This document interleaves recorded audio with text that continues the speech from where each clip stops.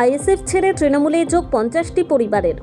দুর্গাপুরের পাণ্ডবেশ্বর বিধানসভার অন্তর্গত জেমুয়া গ্রামে এক গুরুত্বপূর্ণ রাজনৈতিক পরিবর্তনের ছবি সামনে এলো। আইএসএফ ছেড়ে প্রায় 50টি পরিবার আনুষ্ঠানিকভাবে তৃণমূল কংগ্রেসে যোগদান করল। এই যোগদান কর্মসূচি ঘিরে এলাকায় রাজনৈতিক উত্তেজনা ও আগ্রহ লক্ষ্য করা যায়। তৃণমূল প্রার্থীর হাত ধরে নবাগতরা দলের পতাকা তুলে নেন এবং তৃণমূলের আদর্শে আস্থা প্রকাশ করেন। কর্মসূচিতে উপস্থিত ছিলেন স্থানীয় তৃণমূল নেতৃত্ব, কর্মী সমর্থক এবং এলাকার বিশিষ্ট ব্যক্তিরা।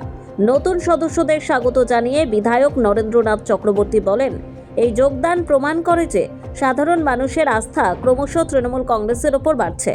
রাজ্যের উন্নয়ন, মানুষের কল্যাণ এবং সামাজিক সম্প্রীতি বজায় রাখার ক্ষেত্রে তৃণমূল সরকার যে কাজ করছে তা মানুষ উপলব্ধি করছেন। সেই কারণেই তারা স্বতঃস্ফূর্তভাবে আমাদের সঙ্গে যুক্ত হচ্ছেন। পাণ্ডবেশ্বর সহ গোটা অঞ্চলে উন্নয়নের যে ধারা শুরু হয়েছে তা আরও এগিয়ে নিয়ে যেতে আমরা বদ্ধপরিকর।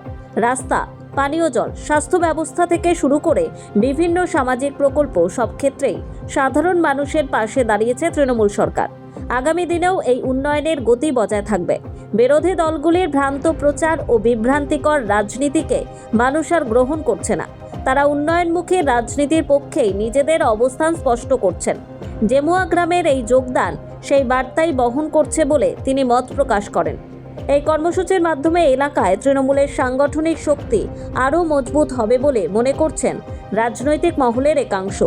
একই সঙ্গে আগামী দিনে আরও অনেক পরিবার ও কর্মী তৃণমূলের পতাকার তলায় আসবেন বলেও আশাবাদ ব্যক্ত করা হয়েছে। প্রচারের শুরুতেই একটা ভালো খবর, আমাদের কিছু ভাই যারা আইএসএফ করছিল তারা জানে যে বাংলার উন্নয়নের নেত্রীর নাম মমতা বন্দ্যোপাধ্যায়। তাই আমাদের ডাকে সাড়া দিয়ে তারা আজ তৃণমূল কংগ্রেসের ঝান্ডা তুলে নিচ্ছে এবং আমরা সবাই মিলে জেমুয়া গ্রাম, পাণ্ডবেশ্বর বিধানসভার উন্নয়নের জন্য একসাথে কাঁধে কাঁধ মিলে লড়াই করব, কাজ করব।